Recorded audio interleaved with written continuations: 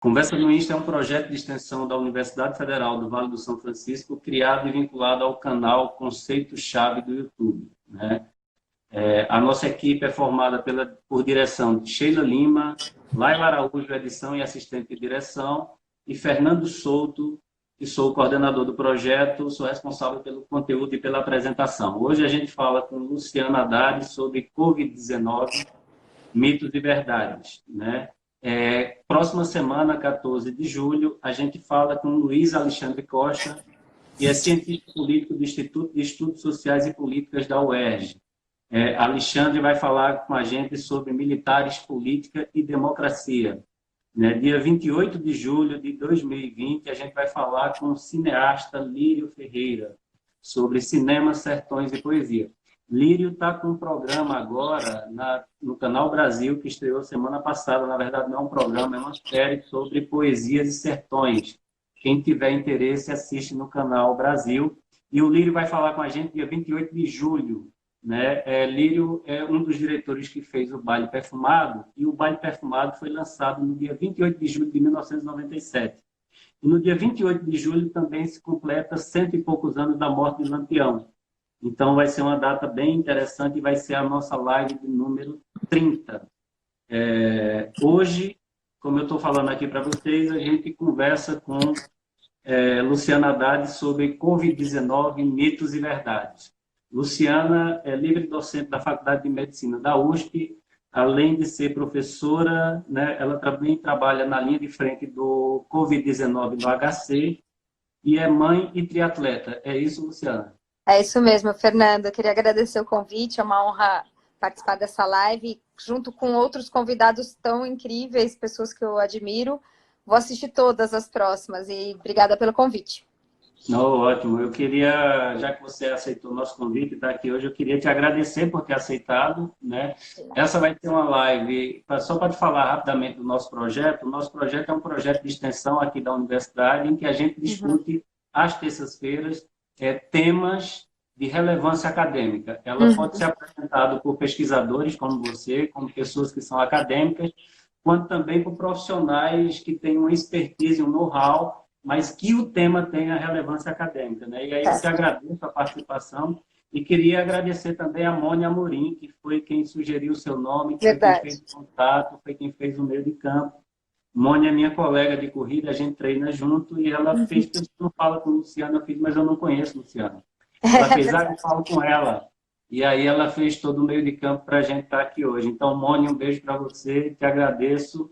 E a gente vai começar, Luciana. Eu sempre faço as primeiras perguntas, eu sempre faço a mesma pergunta para os diversos entrevistados, tá certo? E aí é meio que para a gente quebrar o gelo. E depois eu começo nas perguntas, que são as perguntas que eu vou fazer sobre o Covid-19. Eu queria informar as pessoas que estão assistindo a gente que os primeiros 45 minutos eu faço as perguntas aqui à Luciana e depois a gente abre para a participação do público. Então, todo mundo vai poder perguntar, né? Mas a gente só abre depois que a gente fizer algumas perguntas aqui. E aí, Luciana, como é que você está se cuidando em sua casa agora durante esse período de pandemia? Bom, acho que em casa eu tenho seguido aquelas recomendações para quem está na linha de frente, de chegar em casa, trocar de roupa, deixar o sapato numa área reservada e a roupa da rua também. Depois tomo meu banho e fico em casa. No elevador do prédio sempre de máscara, áreas comuns sempre de máscara, assim como na rua ou em qualquer outro ambiente. Então, acho que tem funcionado, até agora não peguei. Então, acho que os cuidados são fundamentais e funcionam, isso que é o mais importante. Mas isso é válido só para você que é médica e está sempre em hospital, ou isso é necessário para todos nós, Luciana? Não, não é necessário. Já foi mostrado que essa contaminação por contato é muito menor do que a gente imaginava no começo.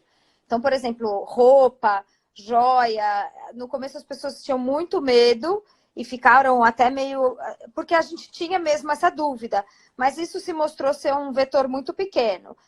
O risco, por exemplo, é em plástico, em alguma superfície onde pode ter a gotícula. Então, se você teve contato com alguém doente, aí sim é extremamente recomendável que você troque. Então, por isso que no hospital a gente nem fica com a nossa roupa. Minha roupa não é exposta à gotícula, porque eu tô com uma roupa do hospital.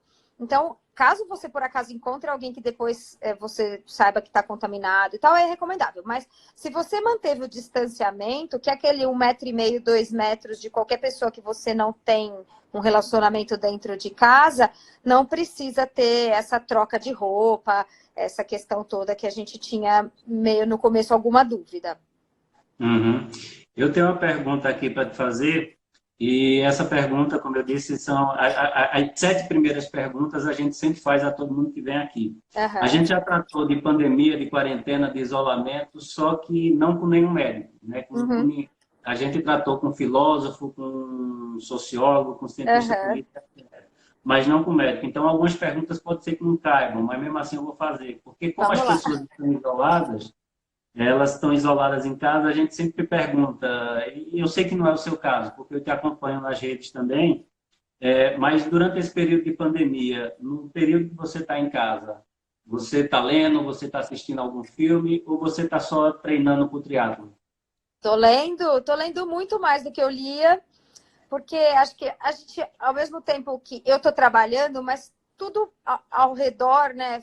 Eu deixei de sair para jantar, assim, várias atividades que não existe mais academia, piscina, então eu tenho ficado mais em casa. Final de semana, por exemplo, eu passo quase todo dentro de casa, então eu tenho lido bastante. Eu tenho lido muito filosofia, sempre gostei de filosofia, mas fazia tempo que eu não lia mais teoria. Estou lendo um livro que Uhum. meu marido me deu sobre o fascismo, da Madeleine Albright, que é super bom. Eu li a biografia da Michelle Obama, que também adorei, é fantástico. Então, estou lendo bastante, já está sendo bem produtiva a quarentena aí na leitura. Esse livro da Madalena Albright, se eu não me engano, ela foi secretária de Estado americana, Isso, né? foi. Estou dando o título do livro, porque depois eu coloco no histórico para É quem quiser. fascismo, o título é Fascismo. Fascismo. Isso. E é Você... muito. Eu não terminei ainda, estou na metade, mais ou menos, mas ela dá o contexto histórico, ela tem um ponto de vista super interessante, porque ela foi, né, uma pessoa super importante no governo americano, e aí ela começa a contar desde a origem histórica do fascismo, com Mussolini, a Hitler, e vem até os dias atuais para falar do presidente americano, etc. Então é bem interessante. Ainda não estou no final, mas ela já deu algumas no começo, na introdução, ela já fala onde ela quer chegar com a história toda. Bem interessante. Isso interessa bastante aos nossos alunos, porque no nosso curso de Ciências Sociais, a formação é em Sociologia, Antropologia e Ciência Uhum. Política. E a Madalena Albright, se eu não me engano, ela foi secretária de Estado americana do Foi. Bill Clinton. Isso, Né? exatamente. Ela fala, inclusive, sobre isso no começo do livro. Tá, eu vou te fazer uma outra pergunta aqui, mas você também fica à vontade e responde do jeito que você quiser. Uhum. A gente está nesse período de isolamento, eu estou isolado em casa, eu tenho saído para me exercitar, né? Uhum. Mas eu estou aqui desde o dia 13 de março. Uhum. Então, vai completar essa semana, nos próximos dias vai completar 4 meses. Uhum. E eu sempre pergunto o seguinte, eu não estou dando aula, ou seja, a universidade não é aula, eu continuo fazendo pesquisa, eu continuo fazendo todas as atividades da universidade, Uhum. menos aula presencial. Inclusive, essas lives que a gente está fazendo, elas ficam, pessoal, quem chegou atrasado ou quem chegar atrasado, elas vão ficar disponíveis aqui no feed para sempre e a gente depois coloca no canal Conceito-Chave no YouTube. A gente edita elas e coloca no canal Conceito-Chave. Mas, Luciano, eu fico me perguntando o seguinte, como é que a gente imagina que seria uma pandemia num período em que uma pandemia, uma quarentena, onde todo mundo tivesse que ficar isolado, num período em que não tivesse a internet? Porque hoje as pessoas ficam isoladas, mas a classe média, de um modo geral, tem Uhum. TV a cabo, tem Netflix, tem Amazon Prime, tem uma série de coisas que permitem ficar em casa. Como é que você imagina que seria uma pandemia, tipo, nos anos 80, quando a gente não tinha internet, né? Eu acho que teriam várias diferenças. Já tinha telefone. Eu acho que a gente ia ficar pendurado no telefone. Aquela coisa, eu peguei aquela fase adolescente que você ficava 1 hora com a amiga no telefone. Acho que a gente ia provavelmente ficar pendurado no telefone para falar com o pai, com mãe, etc., com os amigos. Acho que provavelmente a gente teria mais tempo para leitura, porque o conteúdo naquela época era só da televisão aberta, né? Então, a gente ia ter que se limitar ou a TV aberta, não sei, acho que já tinha TV a cabo, mas era caro, não lembro. Mas eu acho que a gente leria mais e talvez cozinhasse mais, fizesse as atividades que dependem menos da tecnologia. Mas, ao mesmo tempo, a gente teria menos acesso à informação, né? De saber o que está acontecendo agora no Japão, como está a pandemia na China, esses milhares de dados. A notícia chegava com um tempo muito mais atrasado, né? Então, acho que talvez a gente tivesse menos ansiedade, tivesse, inclusive, menos informação em relação à precaução, aos números de casos, óbitos. Mas, certamente, a gente teria mais óbitos, porque a evolução da medicina nesse período foi enorme. Então, o desenvolvimento de terapia intensiva, ventilação mecânica, tudo isso mudou muito. Então, certamente, a gente teria muito mais óbito. Da mesma forma que na gripe espanhola, a gente teve muito mais óbito do que a gente tem agora, porque a gente não tinha tecnologia nenhuma de terapia intensiva. Nem existia, né, terapia intensiva naquela época. Então, os casos graves morriam, né, quase que 100%. E o que você espera do mundo pós-pandemia, Luciana? Qual é a tua expectativa como profissional que você está na linha de frente? Eu, em termos de senso comum, eu tenho a impressão que a gente vai demorar muito a sair desse período. Quando a gente sair, não vai impedir com que haja novas pandemias, né? Eu acho que tem o mundo pós-pandemia que a gente não sabe quando é o fim. Eu acredito que chamar de mundo pós-pandemia, talvez a gente só consiga depois da vacina. Acho que até lá a gente vai continuar tendo surtos em menor ou maior grau, mas eu acho que o mundo ainda vai viver esse nome coronavírus e esses números por bastante tempo. Acho que a gente não vai conseguir. A gente, inclusive, tem visto que é o que acontece no Oriente, na Europa agora. Eles já têm números muito mais baixos, mas pipoca casos aí em diversas cidades, precisa fechar de novo, então a gente vai ficar vivendo dessa forma até a vacina. Com a vacina, eu acho que depois de um tempo, talvez a gente volte muito ao que a gente era antes. Eu não acredito em grandes transformações. Eu acho que algumas questões, como a pandemia vai durar um tempo prolongado, algumas coisas vão virar novos hábitos. Por exemplo, essas questões de aula virtual, reunião online, a digitalização do mundo que foi acelerada. Eu acho que foi um processo que foi acelerado. A gente talvez vivesse essa mudança em 10 anos e a gente vai viver em um ano. E isso vai ficar. Talvez as pessoas valorizem um pouco mais a ciência, valorizem um pouco mais a medicina, mas os hábitos, por exemplo, de relacionamento, eu acho que isso volta. A questão do contato, essa coisa que é muito humana, né? De estar próximo, de ter contato físico. Eu acho que isso, com o desenvolvimento da vacina e com a segurança que isso vai trazer, eu acho que deve voltar, mas demora ainda um pouquinho. A gente faz essa pergunta a partir de um livro que eu li, chamado Armas, Germes e Aço, Os Destinos das Sociedades Humanas, do Jerry Diamond. E ele diz o seguinte, que pandemias, revoluções, e ele fala uma outra coisa, e guerras aceleram processos. Né? Está vivendo agora com a internet e uma série de outras coisas. Luciana, o que é o novo coronavírus? O vírus?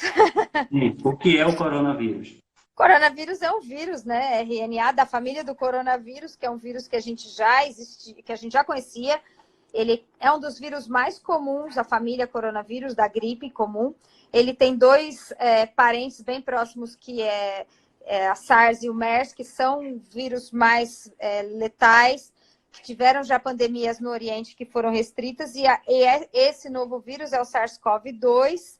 Ele é uma mutação, né, um novo vírus dentro dessa família que tem um quadro que não é igual a nenhum dos outros. A gente ainda está aprendendo. A gente a cada dia descobre novas coisas sobre esse vírus. A gente já sabe que é uma doença super atípica, tem milhares de particularidades, desde como ela acomete o corpo sistemicamente, dessa questão da imunidade, que ainda se sabe pouco, a gente ainda tem muito a descobrir. Então, é um desafio, na verdade, porque é começar a tratar algo quase que do zero, assim, com muito pouca experiência, mas num momento onde a medicina está muito desenvolvida. Então, o sequenciamento genético do SARS-CoV-2 acho que saiu no final de janeiro, assim, menos de um mês. Então, isso é algo incrível, assim, que há 10 anos atrás não ia acontecer, né? Ia demorar muito tempo. Agora, por exemplo, a gente já consegue, por sequenciamento genético, saber o caminho que o vírus que você tem fez. Se ele veio da China, passou pela Itália e chegou em você, ou se ele foi para Nova York, passou em Manaus e chegou em você. Isso é incrível. Assim, tem mapas genéticos, tamanho desenvolvimento científico. Então, é muita novidade, muita coisa acontecendo e o mundo aprendendo junto, né? Que é bem interessante também. Lu, um dos motivos que a gente achou pertinente fazer essa live é que há uma profusão na minha perspectiva de assuntos relacionados à Covid-19, onde tem muito boato. Uhum. Então, a gente, como eu sou sociólogo, sou do Colegiado de Ciências Sociais, a gente geralmente explora muitos aspectos políticos. A gente não vai fazer isso aqui hoje, a gente vai tentar ficar preso, vamos dizer assim, aos aspectos do Covid-19 mesmo. Uhum. Mas eu vejo que, como é que se diz? Eu estou lendo uma pergunta aqui que eu te mandei hoje à tarde, que existem muitos boatos, né? Uma profusão de tratamentos milagrosos, né? E muitos também que são, vamos dizer assim, sugeridos por médicos, mas que não têm, como é que se diz, comprovação científica. Isso. Uma amiga médica minha, licença aqui, ela, como é que se diz, ela me recomendou isso aqui, o ivermectina. Eu tinha em casa porque eu comprava ivermectina para dar aos meus cachorros, né? Mas eu li várias reportagens, ó, a caixa está lacrada, eu não abri. Eu li várias reportagens de que não tem base científica. E aí fica, como é que se diz, as pessoas ficam, inclusive médicos, ficam sugerindo sem... Talvez por uma experiência empírica, sei lá, mas não encontrei base científica. Você tem alguma informação sobre isso ou não? Bom, o que a gente sabe é que... Amor já tá brincando aí que vem a ivermectina. O que a gente sabe é que a gente aprende na faculdade sobre medicina baseada em evidências. Eu não consigo te dizer o quanto isso é ensinado globalmente no Brasil, em todas as faculdades de medicina. Eu sei da minha experiência, da minha formação, eu sou do meio acadêmico, eu sou orientadora de pós-graduação e a gente faz medicina baseada em evidências, que é o que deve ser feito atualmente, que é baseado no que é comprovado por estudos científicos. No caso da ivermectina, só existe de positivo um estudo in vitro, e a gente sabe que dos estudos in vitro, que é quando você pega um tubo de ensaio e coloca o vírus lá dentro e você testa milhares de drogas, só 10% daquilo que funciona pode funcionar no ser humano e ainda assim levando a risco de eventos adversos e uma série de outros fatores que precisam ser estudados em seres humanos. A dose in vitro da ivermectina para funcionar é mais do que 600 vezes a dose habitual, ou seja, uma dose enorme que nenhum ser humano tomaria. Ainda assim, é o único estudo que tem. Mas o brasileiro, por uma série de motivos, quer soluções milagrosas. Isso tanto do ponto de vista médico, que existe uma pressão e o paciente talvez aceite melhor uma receita do que uma orientação. Porque você vai gastar um tempinho explicando para o paciente que ele, no caso leve, ele tem uma chance muito grande de evoluir bem. E essa é a grande chance, na verdade, nessa doença. A gente sabe que a letalidade é menor que 1%, os casos graves menos que 10%. Se você não tiver fator de risco, menor ainda. Então, é mais difícil você explicar para o paciente que não existe nenhuma medicação que atue neste grupo de doentes, que tenha comprovação científica em qualquer estudo feito no mundo do jeito certo, porque ciência dá trabalho, é difícil, não é simples provar uma hipótese. Por exemplo, a ivermectina é eficaz em casos leves de Covid-19. Para provar isso, você tem que fazer um estudo. Isso dá trabalho. Você tem que fazer um estudo randomizado, onde as pessoas são sorteadas, quem toma e quem não toma, de preferência que eles não saibam que eles estejam tomando para não ter um efeito que a gente chama de viés, acompanhar esses doentes, ver efeito adverso, ver qual o desfecho, o que você espera. Porque, por exemplo, tem muito médico que fala assim, nossa, mas eu dei ivermectina para 20 pacientes e todos evoluíram bem. Então, funciona. Opa, pera lá. Numa doença onde 95% daquelas pessoas teriam uma evolução boa, a chance de 20 pacientes seus terem tido uma evolução boa e isso ser fruto simplesmente do acaso da doença é grande. Para você comprovar a eficácia, talvez você precisasse de uma amostragem de 1.000 doentes ou 3.000 doentes. Mas isso dá trabalho, isso custa, isso é complexo. Então, é essa ciência que talvez você tenha que perder. Eu estou perdendo aqui 5 minutos, perdendo não, estamos ganhando, né? Que eu estou ensinando uma galera, mas que você teria que explicar para o seu paciente e falar para ele, olha, você vai tomar uma dipirona se tiver febre, você vai ficar em casa de repouso, vai observar, se tiver tais e tais sintomas, você volta. E é isso, a grande chance é que você evolua bem. Mas os médicos têm uma ansiedade, eles sofrem alguma pressão, talvez eles não tenham tempo de reestudar isso tudo que talvez eles tenham aprendido na faculdade, esqueceram, talvez eles não queiram ler um artigo científico que é em inglês e precisa de um tempinho para ler. E aí é mais fácil dar uma receita que ele deixa pronto na gaveta, carimba e entrega para o paciente. Todas essas evidências, até Porto Feliz, a evidência de Porto Feliz não existe, aquela história da cidade que tomou ivermectina. Os números em Porto Feliz são até piores do que nos outros lugares, de casos, sabe? A mortalidade lá, acho que tiveram 279 casos, ou seja, mas é muito fácil eu falar que eu dei aí, tal remédio para 10 pessoas e as 10 estão ótimas, então o remédio é muito bom.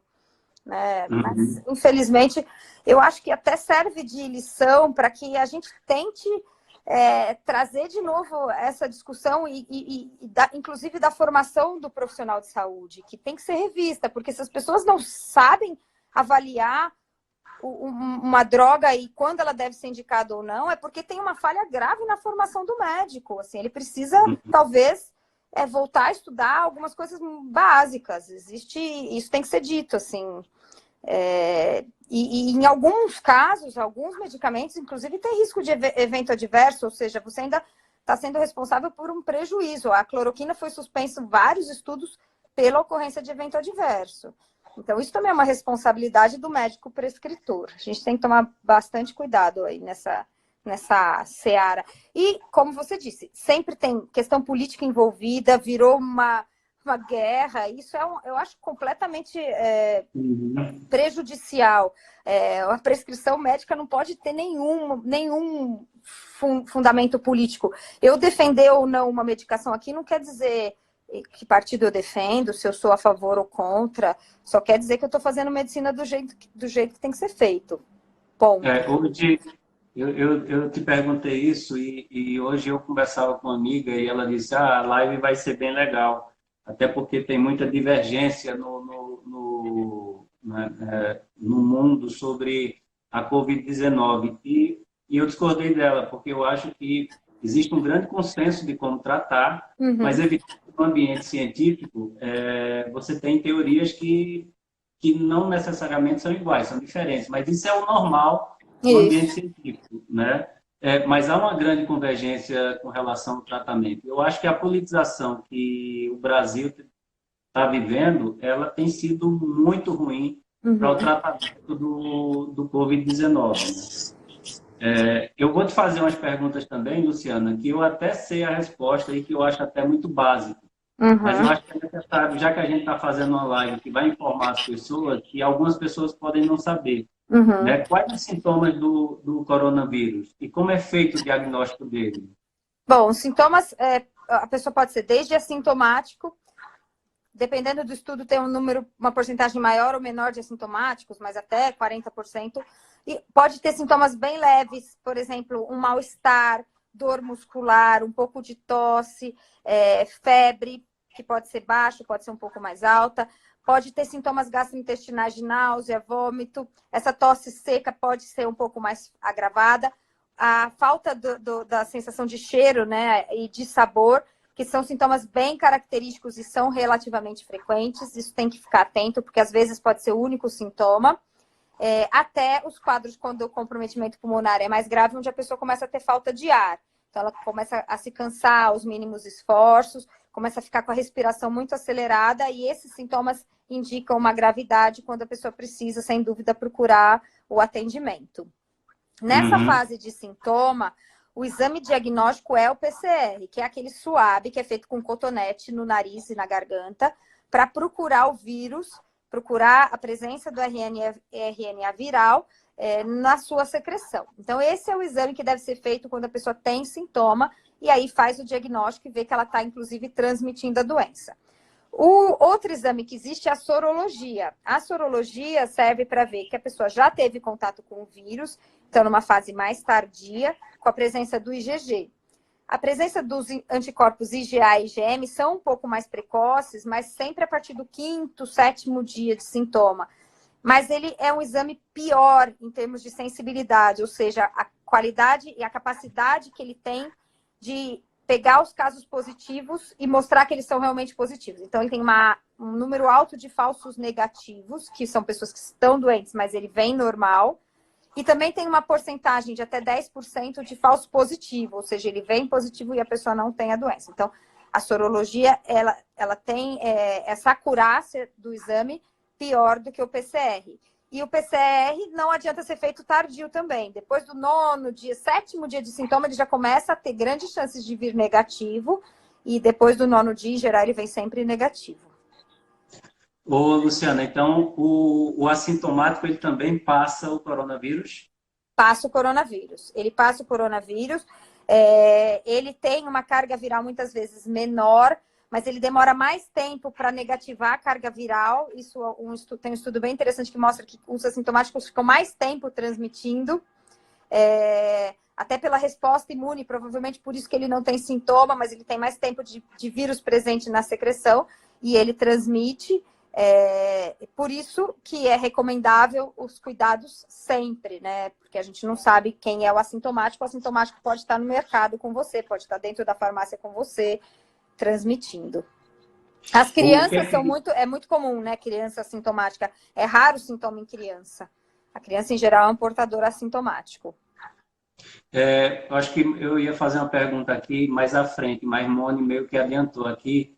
Ela pergunta sobre os assintomáticos perderem a imunidade após um certo tempo de contaminação. Isso é possível, não é possível? Aí eu já aproveito e pergunto a você, se eu pegar o COVID, eu tenho imunidade ou não? Isso é uma outra coisa que as pessoas comentam muito no dia a dia. Então, tem as duas coisas. Tem uma porcentagem de pessoas que podem não fazer o IgG, que tem o exame PCR positivo, teve a doença e não faz o IgG. Alguns estudos mostram que até 10% das pessoas não fazem o IgG. Mas, por exemplo, nos casos mais graves, isso é pouco frequente. Em geral, quem tem um quadro bem sintomático faz o IgG. Dos casos que tem IgG, e, por exemplo, saiu um estudo ontem da Espanha e eles acompanharam essas pessoas, eles fizeram em maio, fizeram agora, uma parte delas, depois de um tempo, não tem mais IgG. Em geral, quem era assintomático. Isso já tinha tido um estudo chinês que tinha mostrado a mesma coisa. Não lembro se era 10%, 12%. E esse da Espanha ontem mostrou que 14% das pessoas que em maio tinham IgG, mas que eram assintomáticos, agora já não tem mais. Então, ele sumiu no exame. A gente não sabe ainda se essas pessoas podem pegar de novo a doença ou não.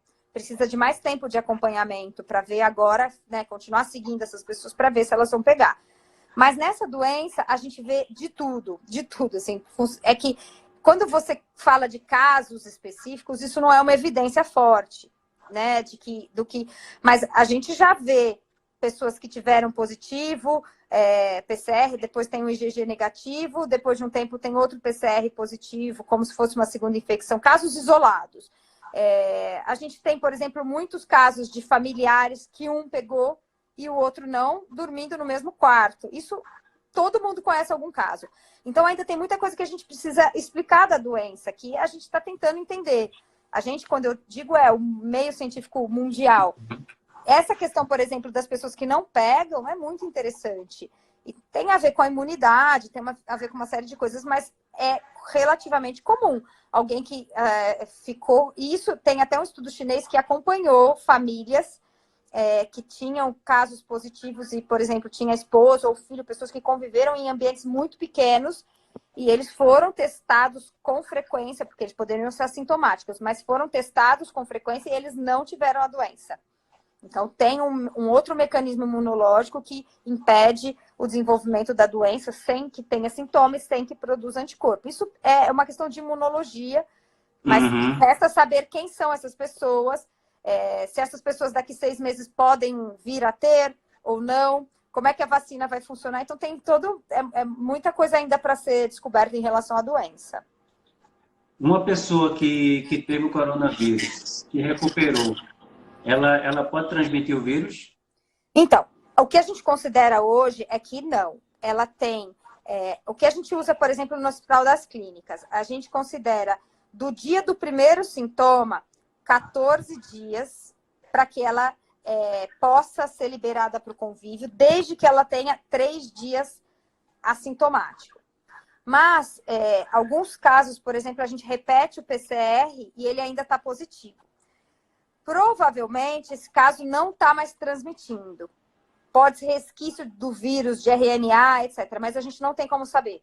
Então, quando o PCR vem positivo, a gente mantém o isolamento, espera 2 dias e repete. Tem gente que fica com PCR positivo mais de 1 mês. Tem paciente que tem PCR positivo depois de 2 meses. Então, assim, a gente não tem como ter certeza de que ele não está transmitindo. Mas a recomendação oficial do hospital são 14 dias. Se você tiver 3 dias sem sintoma, então, por exemplo, no 10º dia você já está sem nenhum sintoma. Espera completar os 14 e aí depois você não transmite mais. Mas a gente pede para seguir a recomendação sempre, de continuar usando a máscara e de continuar mantendo o distanciamento. Porque se você, por um acaso, estiver transmitindo, isso já reduz em muito a transmissão. Reduz bastante. Então, quem volta a trabalhar, volta de máscara e mantendo o distanciamento. Tá certo.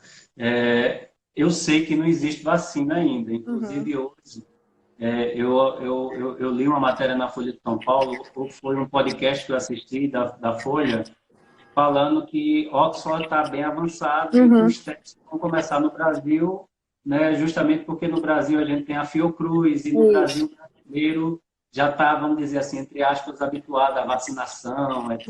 etc. Né?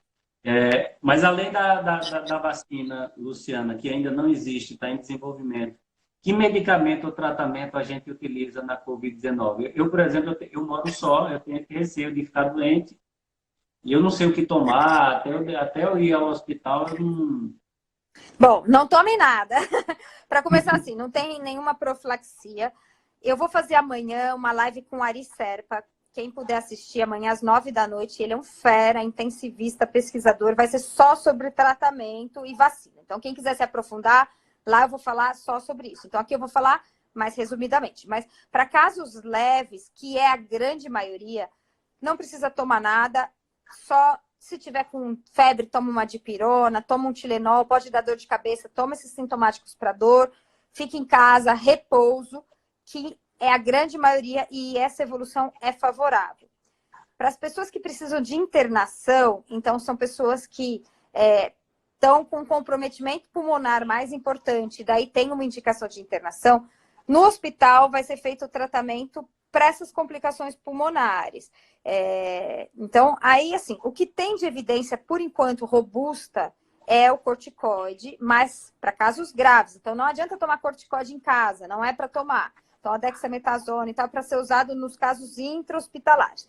E tem vários protocolos de pesquisa sendo feitos para algumas outras medicações. Então, por exemplo, o uso de anticoagulante, a vitamina D, mas ainda estão em estudo e não tem ainda uma recomendação absoluta. Então, dentro de protocolo, vale a pena estudar. Mas isso são em hospitais, com uma equipe acompanhando.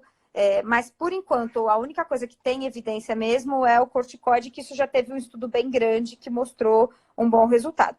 Mas a gente acha que não está fazendo nada. Mas se você for numa UTI para ver um paciente que tem Covid grave lá, você vai ver que tem muita coisa sendo feita. E isso já é essencial. Então, a ventilação mecânica é fundamental.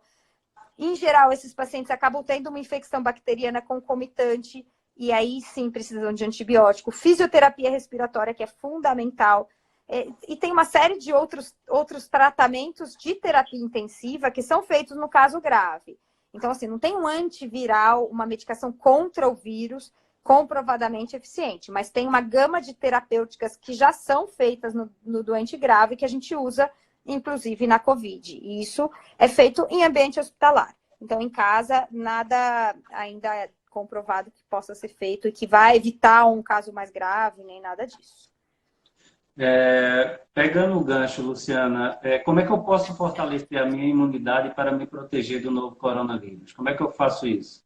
Bom, aqui... Por exemplo, eu continuo treinando, eu saio aqui para correr, às vezes eu vou até com amônio, né? E Mone diz que se a gente está aguentando correr 10, 11, 12 quilômetros é porque a gente ainda não está com coronavírus. É verdade. É verdade isso? Na verdade, tem gente que tem um quadro assintomático completo, que não sente nada. Essa pessoa acho que conseguiria até correr. Mas para manter a imunidade basicamente alimentação saudável, sono, então quem dorme pouco perde imunidade, e uma atividade física moderada leve, né? A gente sabe que a atividade física intensa pode piorar a imunidade, mas uma atividade física regular melhora a imunidade. Então, alimentação rica em vitaminas, aquela alimentação bem balanceada, sono e atividade física. Em geral, não é algo que você vai fazer agora, imediatamente. É algo que você já vem construindo na sua vida, né? Em geral, se você está magro, não tem hipertensão, não tem diabetes, é uma pessoa que pratica esporte, você tem uma condição física que vai favorecer, caso você tenha doença, que seja um quadro mais leve. E me diz uma coisa, o coronavírus pode causar sequelas mesmo depois de curado?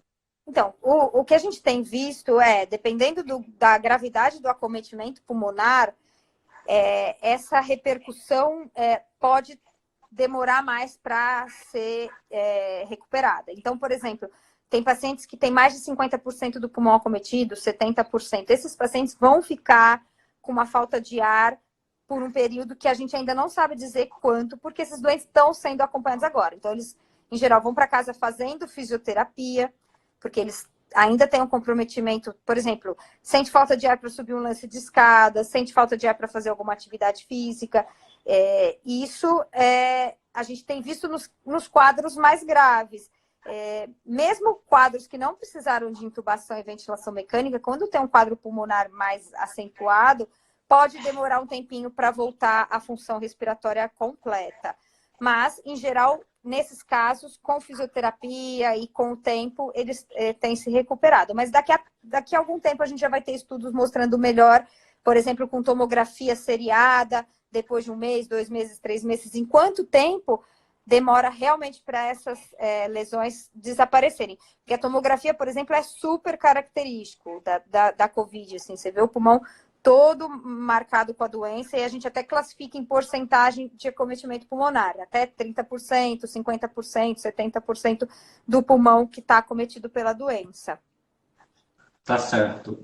Só lembrando, pessoal, que tem gente aqui mandando pergunta. Eu vou fazer as perguntas nos 15 minutos finais, tá, pessoal? A gente já está se aproximando, daqui a 7 minutos eu começo a fazer as perguntas de vocês.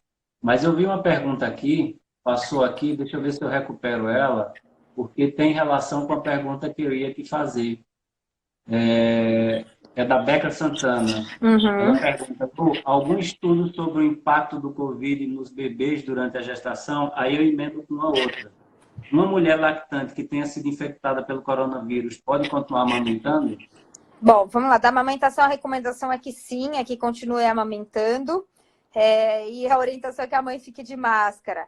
E de bebês, a gente tem ainda alguma evidência, não muita, de mães que tiveram bebês. E é interessante porque a gente tem casos tanto de bebês que nasceram com a Covid e até com algum grau de comprometimento, quanto alguns que nasceram sem a doença. E são casos até que estão sendo estudados. Lá, eu estava conversando até com a neonatologista do hospital, e lá nós tivemos 2 gestantes que deram à luz com Covid e que os bebês vieram negativos. E há uma série de hipóteses para isso, porque era muito mais provável que eles viessem positivos, né? Pela placenta, cordão umbilical compartilha o mesmo sangue, era para ter uma carga viral alta, mas em geral a evolução das crianças, mesmo dos bebês, é muito boa, não tem comprometimento mais sério. Na gestante, a gente teve alguns casos um pouco mais complicados. Me chegou uma pergunta por e-mail ontem, antes da gente fazer essa live. A pessoa perguntava se os antibióticos são eficazes na prevenção ou tratamento do Covid-19. Não, antibiótico não trata doença viral, né? Antibiótico pode tratar se a pessoa tiver alguma infecção bacteriana concomitante, que isso pode acontecer. Então, ele tem a pneumonia viral e, por conta da condição pulmonar que a pneumonia viral traz, essa pessoa pode desenvolver uma pneumonia bacteriana secundária. E, nesse caso, sim, a gente entra com antibiótico. Isso é frequente nos casos mais graves. Mas o antibiótico, para ser usado nos casos leves, não tem indicação. E nem os antivirais. A gente ainda não tem nenhum antiviral que funciona para a Covid que a gente tenha. Por exemplo, tem o Oselta, né, que é um antiviral que a gente usa para influenza.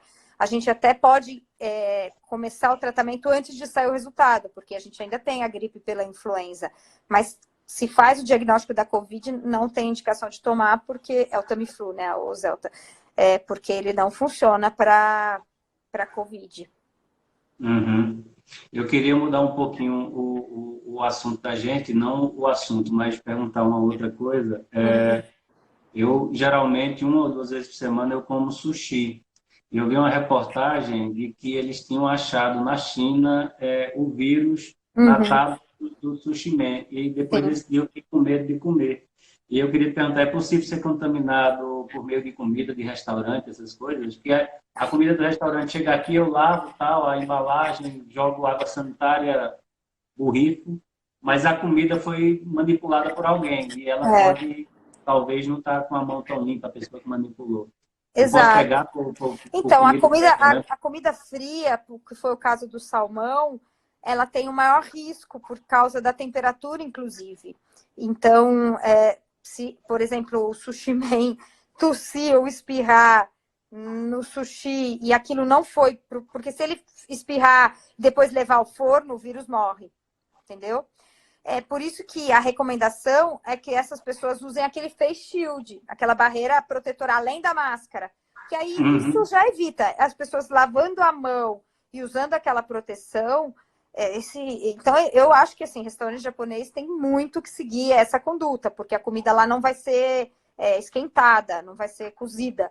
Se a comida for cozida e depois disso for embalada, ela já não tem mais o risco. Se no preparo anterior a pessoa tinha o vírus e tossiu ali. Mas eu acho que todo cozinheiro de restaurante tem que estar seguindo essa norma com muito rigor. Isso é fundamental, porque ele pode transmitir dessa forma para muita gente. Tá certo. Eu vou fazer uma pergunta bem sociológica agora, tá? É de sociologia mesmo, Uhum. mais voltada para isso. A gente está com a dificuldade, eu estou com a impressão de que existem muitos boatos sobre o Covid-19, porque não há no Brasil uma coordenação centralizada da luta contra o Covid, né? Os Uhum. governos estaduais, os municípios e o governo federal estão trabalhando de forma muito... E a gente sabe que numa guerra, essa guerra ela só é vencida se o exército estiver bem, né? Por isso que a hierarquia militar ela é uma hierarquia que não permite a contestação. O Uhum. aluno pode contestar o professor, a gente pode contestar os pais, mas na hierarquia militar isso não é possível, porque uma ordem é uma ordem, ela tem que ser cumprida. Você acredita que o fato da gente estar fragmentado, né, o fato de que as pessoas, o isolamento, as pessoas, algumas cidades já liberaram, alguns estados já liberaram, né? Mas o fato de que a gente não teve uma centralidade nessa luta faz com que aconteça o que aconteceu, por exemplo, em termos de boatos, ou o que aconteceu no Leblon semana passada, em que todo mundo foi para a rua, como se todo mundo estivesse bem, que não fosse acontecer nada.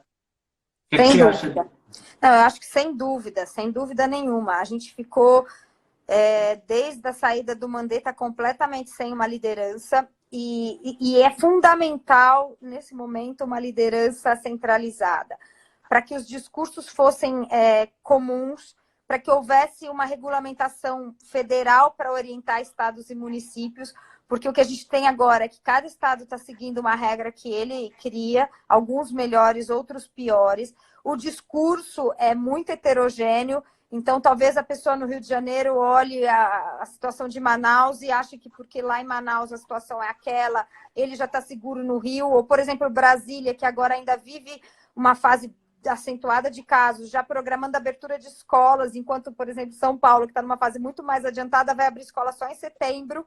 E aí a mãe aqui em São Paulo vai falar, nossa, que péssima escola, ou pelo contrário, a pessoa em Manaus, que já abriu hoje, parece escola privada, vai falar, nossa, será que eu mando meu filho? Isso tinha que partir do governo federal, de dizer, olha, escola no Brasil só vai abrir no mês tal, porque a gente considera que é o momento mais seguro. E aí não se discute, a decisão não se torna individual, porque agora é uma carga, inclusive, de responsabilidade que nem sempre o cidadão tem condições de ter, porque para muita coisa fica uma decisão quase individual. Existem recomendações, mas assim, isso, por exemplo, aconteceu com a corrida. Vocês devem ter vivido isso aí. Aqui em São Paulo isso foi claro. Em nenhum momento se falou se podia ou se não podia. Então, muita gente no começo recomendou não correr, e algumas pessoas falavam, mas ninguém me proibiu de correr. E aí, corro de máscara? Não corro de máscara? Corro onde? E isso gerou assim, muita tensão, até que as pessoas começaram a cada uma tomar sua decisão de que momento ela acha que ela deveria ir para a rua correr. E até hoje, se ela deve correr de máscara, se ela não deve. Por quê? Porque não tem uma orientação precisa. Eu me sentiria muito mais responsável se isso viesse de forma regular e orientada do governo federal, para que a gente seguisse sem muita discussão, sabe? Mas, infelizmente, já não aconteceu e a gente tem que agora seguir as recomendações da governança local e torcer para que eles estejam pensando um pouco na ciência, um pouco no bem-estar da população e não só em questões econômicas que acontecem em alguns casos. Ok, eu vou encerrar aqui as perguntas que eu faço à Luciana e eu vou começar a ler as perguntas que chegaram aqui para a gente, tá certo? Uhum. Deixa eu ver aqui.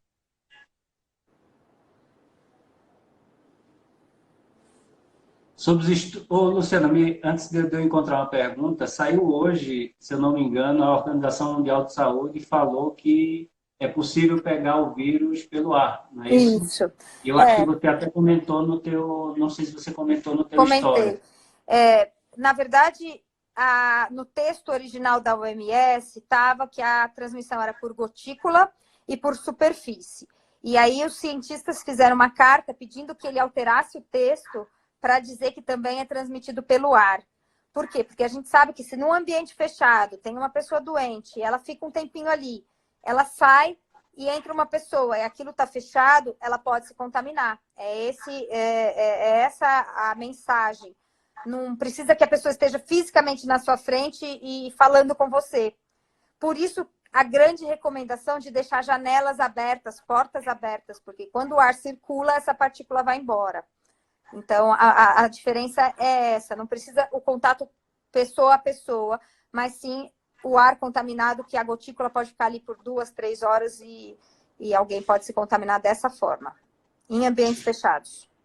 E em ambiente aberto, por exemplo, a orla aqui de Petrolina, onde a gente está, ela está lotadíssima, como nunca teve. O prefeito inaugurou há mais de um ano e agora está lotadíssima, porque as pessoas estão em casa, não podem ir para a academia. O fato de você correr num horário em que tem muita gente, é possível a contaminação ou não, Luciana? Então, aí em ambiente aberto, essa gotícula no ar se espalha muito rápido.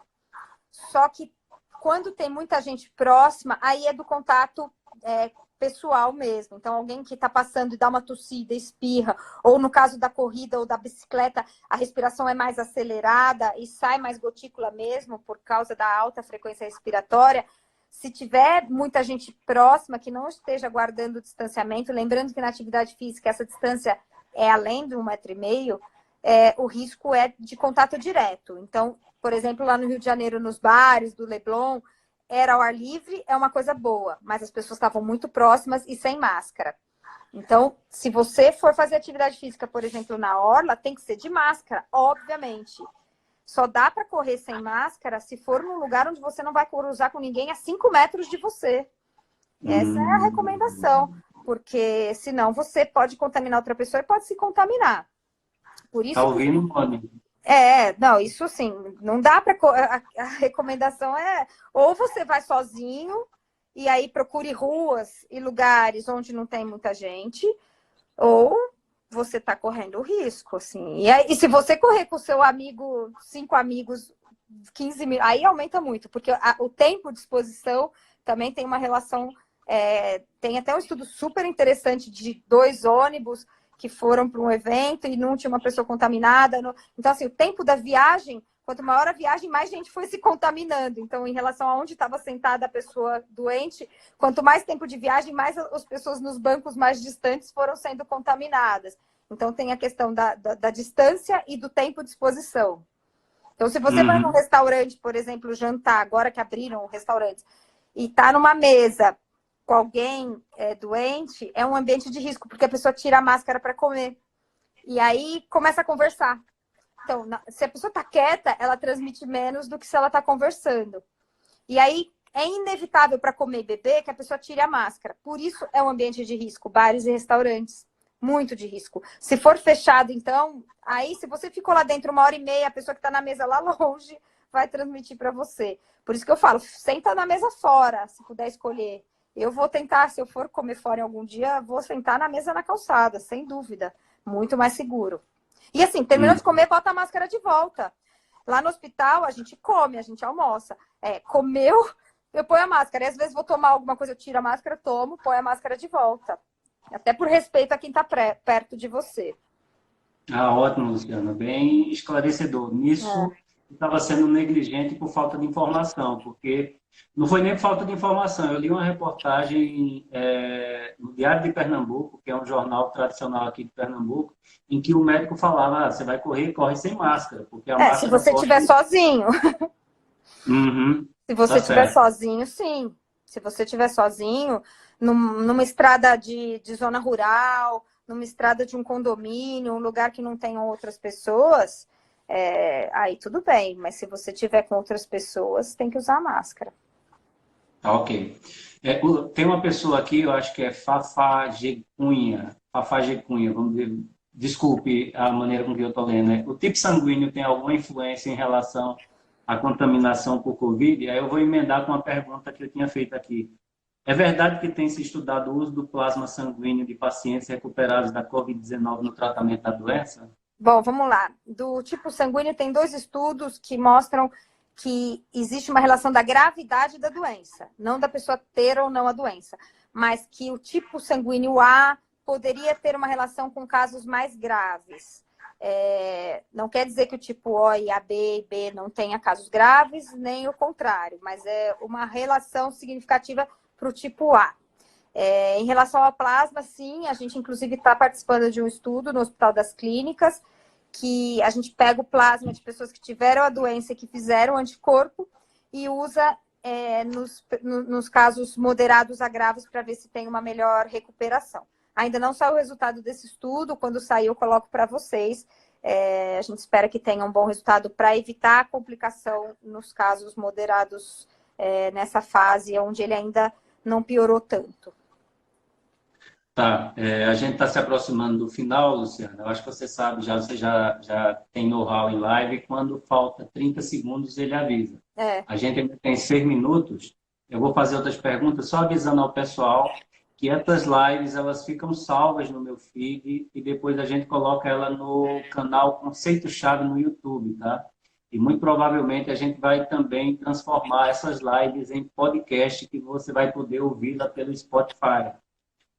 Deixa eu ver outra pergunta aqui.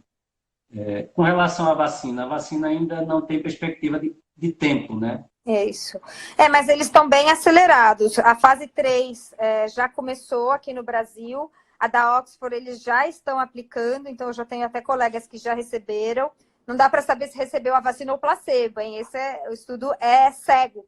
Então o paciente vai lá e toma uma injeção. Ele não sabe se é a vacina ou se é o placebo. E ele vai ser acompanhado. Agora vão começar da Sinovac, que é a vacina chinesa. Também vão testar 9 mil profissionais de saúde no Brasil. E a gente... Deu uma congelada. Era a bateria. A gente imagina que a gente começa a ter os primeiros resultados daqui 3 meses, que é o tempo mínimo aí para um resultado de fase 3. Essa fase 3 vai durar 1 ano. Mas o que a gente imagina é que talvez eles lancem a vacina antes de completar, porque eles estão acelerando todos os processos devido à urgência da pandemia. Então, há grandes esperanças aí que no final do ano, começo do ano que vem, a vacina já mostre resultado para começar a ser produzida. Ah, ok, que bom, notícia boa. Sobre estudos, tem uma pessoa aqui, é Maria Cecília, está perguntando sobre esse estudo sobre a transmissão do vírus no ar. Quais serão os possíveis protocolos de segurança? Eu acho que você já falou sobre isso. Não muda muita coisa. Eles só enfatizam a questão de deixar vidro aberto, de dar preferência a ambientes externos, evitar, por exemplo, locais fechados onde não tem a circulação do ar. De resto, são as mesmas. O uso de máscara, o distanciamento, não muda nada além disso. O canal que você está perguntando, Miriam, é Conceito-Chave, tá? Tá na minha bio, é só apertar lá que você tem acesso ao canal. É um canal que a gente fez, que deu origem a esse projeto, é um canal para divulgação científica. Então, todas as lives a gente edita elas e coloca nesse canal Conceito-Chave no YouTube. A pessoa curada, entrando em contato com o vírus, ela transmite para outras pessoas, mesmo que ela esteja imune? Então, ela pode transmitir como vetor, que a gente chama. Então, ela transmite, por exemplo, se ela encostar a mão ou se no rosto dela, por exemplo, eu estou correndo com você e eu já tive. Você espirra em mim, eu chego em casa, encosto no meu filho. Eu vou passar para o meu filho, encosto no meu marido, ou minha mão pega na comida. Então, ela pode funcionar como vetor. Mas ela não está transmitindo pelas gotículas dela, porque ela não vai ter mais o vírus, se ela está protegida. Então, o risco é menor. Tá certo. Tem uma pergunta aqui que a Giovana Monteiro fez, eu não entendo, então eu vou fazer, mas eu não... É porque ela pergunta, a vacina pode ser de vírus vivo ou de vírus morto? Então, tem vários tipos de vacinas sendo estudadas, tem até vacinas de RNA, tem vacina com vírus atenuado, essa de Oxford é com partícula do vírus.